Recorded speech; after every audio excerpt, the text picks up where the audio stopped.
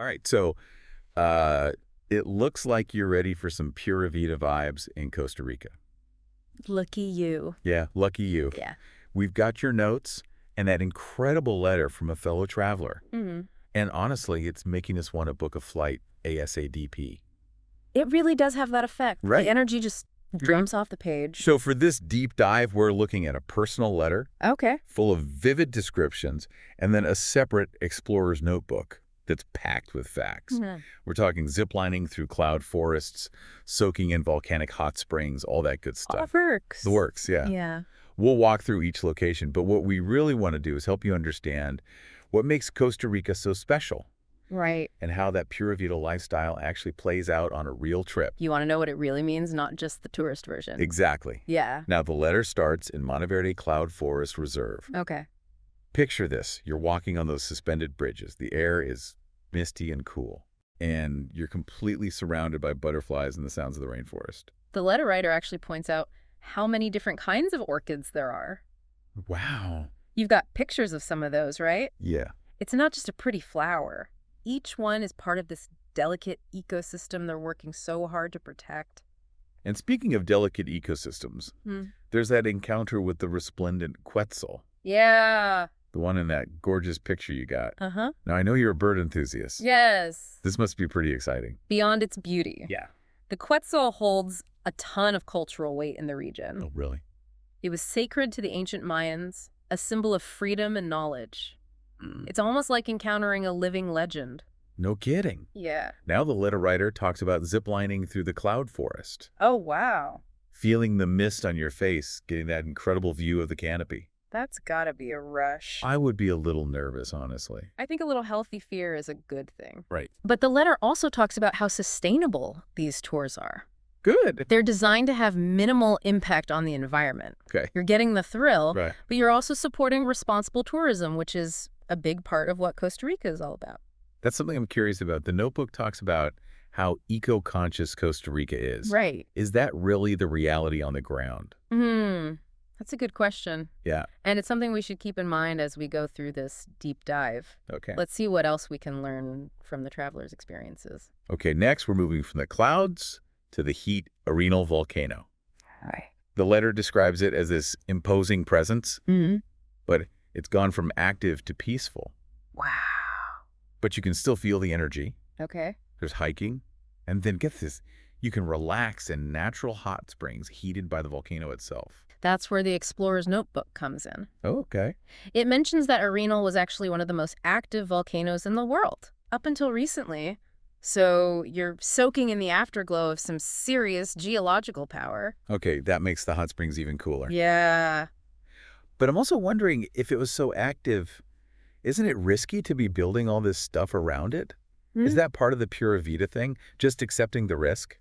That's an interesting take. Yeah. Maybe it's more about respecting the power of nature Uh-huh. while still finding ways to live alongside it. Okay. It's something to consider as we learn more about this Pura Vida philosophy. From the heat of the volcano, the letter takes us to San Jose, the capital city. Okay. The letter writer talks about vibrant markets, lively music, a whole different kind of energy. Yeah, I'm guessing you'll be checking out that music scene yourself. definitely. Yeah. And that contrast is really key to the Costa Rican experience. You've got these stunning natural landscapes, but then you have this vibrant modern culture alongside it.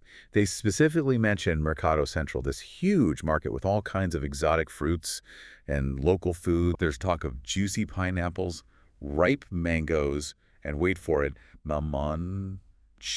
Mancino. Ever heard of that? It sounds intriguing, doesn't it? Yeah. And the fact that the letter writer highlights it suggests it's something special. Yeah. Maybe even a little off the beaten path. It's like a little treasure hunt waiting for you.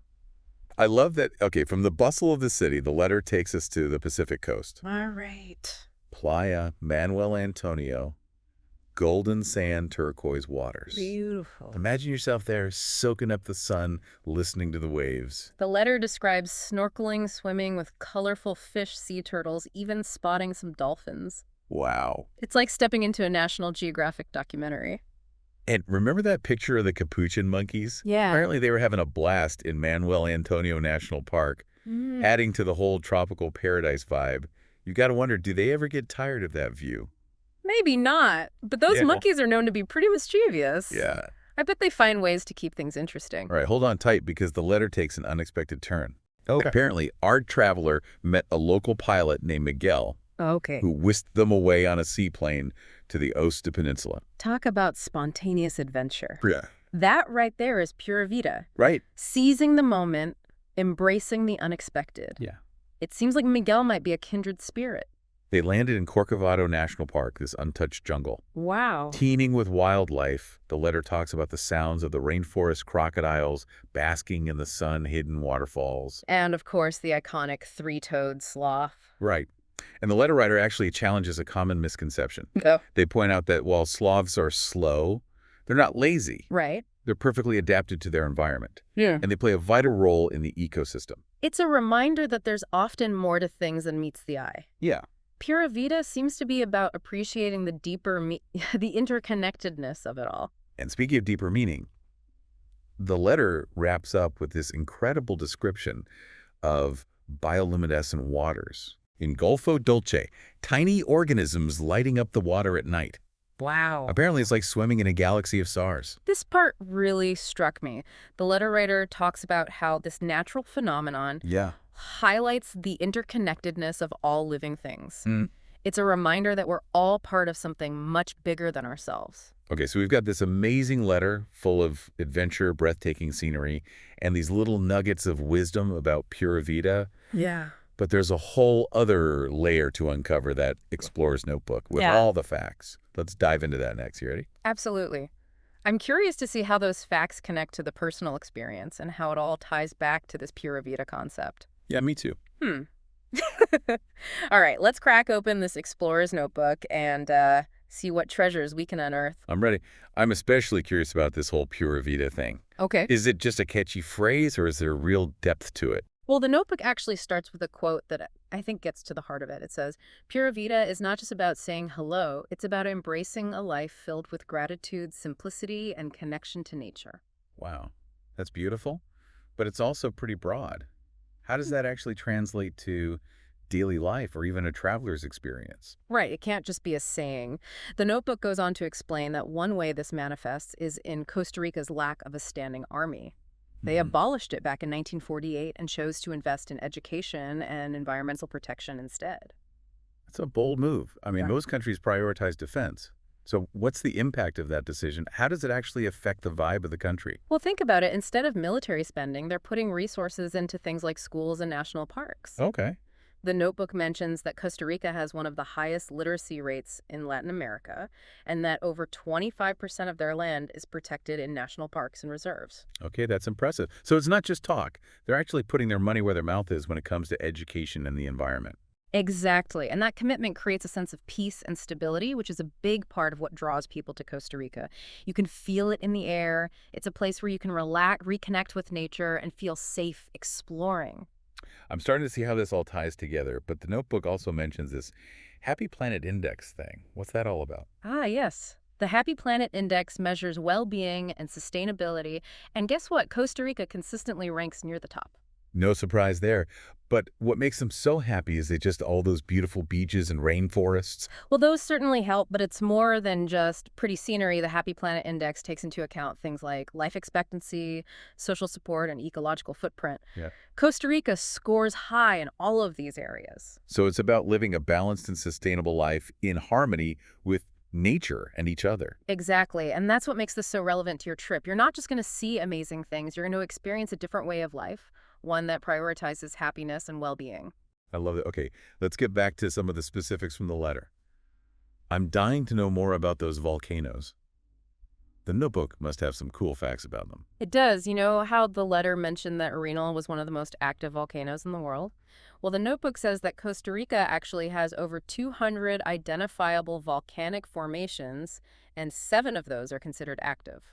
Wow, that's a lot of volcanic activity. Hmm. But it also makes you wonder, is it safe to be hanging out near these things? Well, that's where the science comes in. Costa Rica has a sophisticated volcano monitoring system. They can track activity and issue warnings if needed.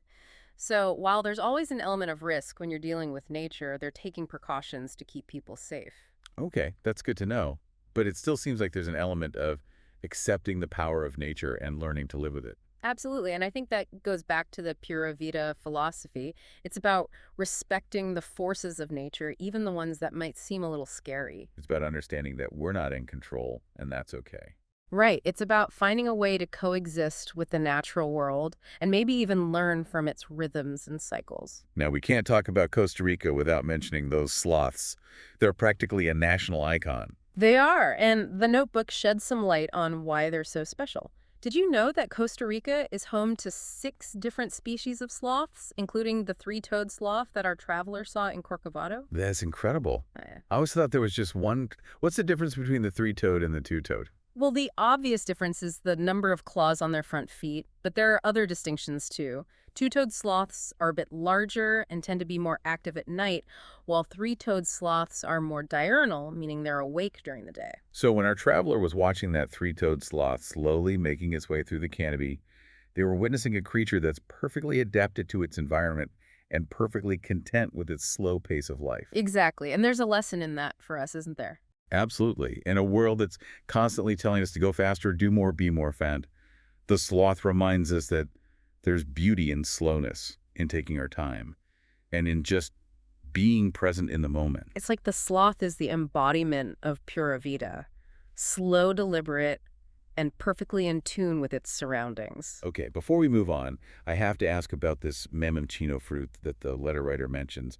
The notebook doesn't say anything about it, does it? Unfortunately, no. It seems like this is a little mystery for you to solve on your own adventure. I loved maybe it's a local delicacy, something you have to discover through experience, not just reading about it. Exactly. And isn't that part of the fun of travel? Absolutely. It's about venturing beyond the guidebooks and embracing the unknown. And who knows, maybe that memoncino fruit will become your own personal symbol of Pura Vida, a reminder to embrace the unexpected and savor the unique flavors of life. I like that. All right, so we've explored the explorer's notebook, uncovered some fascinating facts, and connected them back to the traveler's experiences. What's the biggest takeaway for you? Well, for me, it's the realization that Pura Vida is more than just a saying. It's a way of life that's woven into the fabric of Costa Rican culture. It's about respecting nature, embracing simplicity, and prioritizing well-being. It's about finding joy in the little things, connecting with others, and appreciating the moment. Exactly, and that's a message that resonates far beyond the borders of Costa Rica. It's something we can all bring into our own lives wherever we are in the world. So how do we take this Pura Vida spirit and make it more than just a vacation memory? How do we integrate it into our everyday lives? That's the million-dollar question, right? How do we bottle up that Pura Vida magic and bring it back home? It's a challenge for sure, but I think the first step is awareness. Okay. We've been talking about all these amazing experiences, ziplining, hot springs, sloths. Right. But Pura Vida isn't about the activities themselves. It's Yeah. about the attitude you bring to them. So it's not about trying to replicate those exact experiences back home. Right. But it's about finding ways to cultivate that same sense of joy and appreciation in our everyday lives. Exactly. The notebook actually has a section on this. It Huh. talks about how Pura Vida is about slowing down, savoring the moment, and connecting with the people around you. It's about finding those little pockets of peace and beauty, even in the midst of chaos. Right. It might be taking a walk in nature, Yeah. enjoying a cup of coffee with a friend, or simply taking a few deep breaths and appreciating the present moment. It's about shifting our focus from what we're lacking to what we already have. And I think travel can be a powerful catalyst for that shift when we step outside of our comfort zones and experience different cultures. Yeah. It opens our minds to new possibilities. It helps us to see the world with fresh eyes and appreciate the beauty in the ordinary. And that's something you can carry with you long after you've unpacked your suitcase. Now, I know you're a big believer in the power of ritual. Yeah. Do you have any suggestions for how our listener can create little Pura Vida rituals in their own life? I do. One thing that comes to mind is incorporating some Costa Rican elements into their daily routine. Maybe it's brewing a cup of Costa Rican coffee each morning and savoring the aroma, or listening to some traditional Costa Rican music while they cook dinner. Or even just taking a few minutes each day to reflect on what they're grateful for, inspired by the Pura Vida philosophy. Exactly. It's about finding those little touchstones that remind them of the feeling they experienced in Costa Rica and bring a bit of that energy into their daily life. Now, I know the notebook also touched on the idea of sustainable living as a key part of Pura Vida. Mhm. Any tips on how to bring that aspect home? Absolutely. The notebook mentions that Costa Ricans are very conscious of their environmental impact. Okay. They recycle, conserve water, and support local businesses. So maybe it's about being more mindful of our consumption habits, Right. reducing waste, and making choices that are better for the planet. Exactly. It doesn't have to be about making drastic changes overnight. Yeah. It's about taking small steps, making conscious choices, and gradually shifting towards a more sustainable lifestyle. It's about remembering that we're all connected, and our actions have an impact on the world around us. And that's a powerful realization that can fuel positive change. So to recap, bringing Pura Vida home is about cultivating gratitude, slowing down, connecting with nature, and living more sustainably. It's a journey, not a destination. Beautifully put, and it's a journey that can lead to a richer, more fulfilling life. Now, before we wrap up this deep dive, I want to leave our listener with one final thought. You know how the letter writer talked about that unexpected seaplane ride with Miguel? Yes, such a spontaneous adventure. Exactly. Well, what if we challenge our listener to find their own Miguel moment on their trip? I love that idea. It doesn't have to be a seaplane ride. It could be Yeah. anything that takes them out of their comfort zone, something unexpected and exciting. It's about embracing the unknown and saying yes to new experiences. Because that's where the real magic happens. All right, that's our Costa Rican deep dive. Hmm. We've explored breathtaking landscapes, uncovered fascinating facts, and delved into the heart of Pura Vida. But most importantly, we've given our listener the tools to bring that spirit home with them and make it a part of their everyday life. And who knows, maybe they'll inspire us with their own Pura Vida discoveries. Absolutely. We can't wait to hear all about it. Until next time, may your life be filled with adventure, gratitude, and a healthy dose of Pura Vida.